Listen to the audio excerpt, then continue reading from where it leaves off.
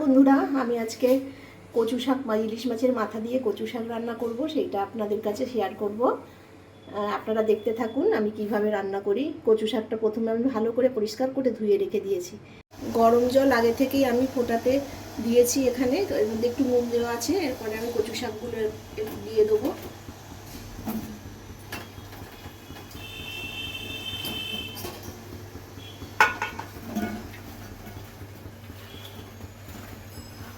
এটা ভালো করে সিদ্ধ করে নেব।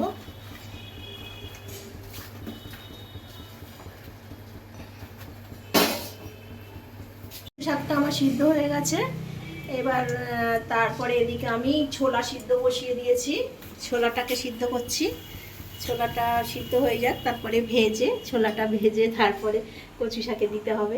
মাছের মাথা, নারকেল পড়বে। তেলটা আমার গরম হয়ে গেছে, একটু হলুদ দিয়ে দেবো। দিয়ে মাছের মাথাটা একটু ভেজে নেব, লাল লাল করে ভেজে নেবো মাছের মাথাটা।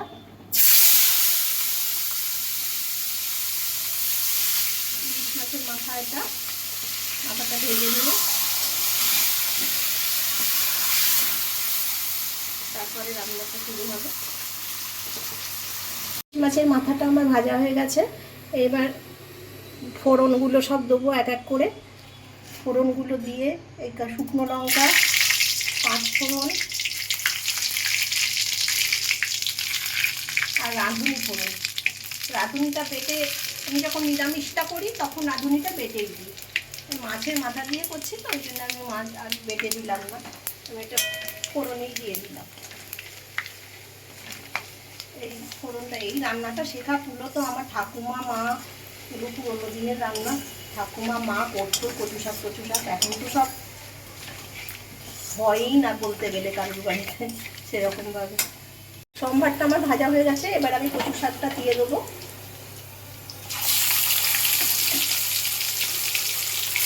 কচু শাকটা দিয়ে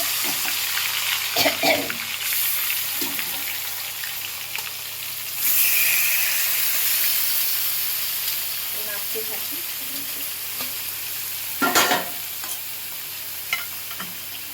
হলুদটা দিয়ে দিলাম। একটু তেলের পরিমাণটা বেশি লাগে, যেহেতু কচু জাতীয় জিনিসে একটু তেলটা বেশিই লাগে। কেউ যদি চায় মধ্যে 2-4টে কাঁচা লঙ্কাও দিতে পারে। আমরা ঝাল অতিরিক্ত খাই না বলে আমাদের এই সম্ভার ফোড়ন যে দিলাম, কাল শুকনো লঙ্কাটা, ওতেই আমাদের হয়ে যাবে। নুনটা দিলাম। এবার দিয়ে এবার চিনিটা একটু পরিমাণে বেশিই লাগবে।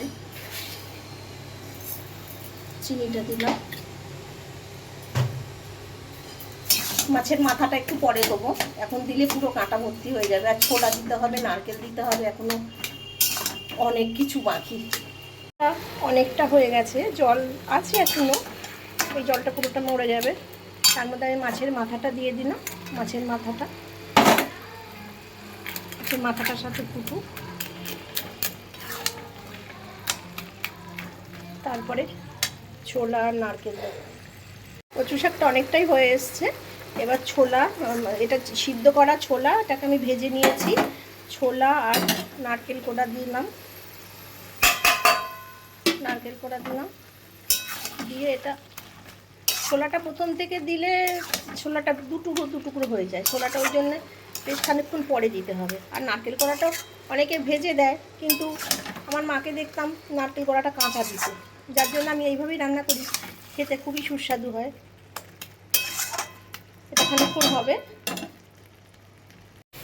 কচু শাকটা আমার হয়ে গেছে, একদম তেল বেরিয়ে এসছে, একটু জল নেই, কমপ্লিট কচু শাকটা এইভাবে রান্না করে খেয়ে দেখবেন, খুবই সুন্দর লাগে। এবং খুব একটা কষ্টেরও নয় রান্নাটা, সব কিছু ফোড়নের দিয়ে এই রান্নাটা ভালোই লাগে খেতে, খেয়ে দেখবেন। আজ তাহলে আসি বন্ধুরা, টাটা।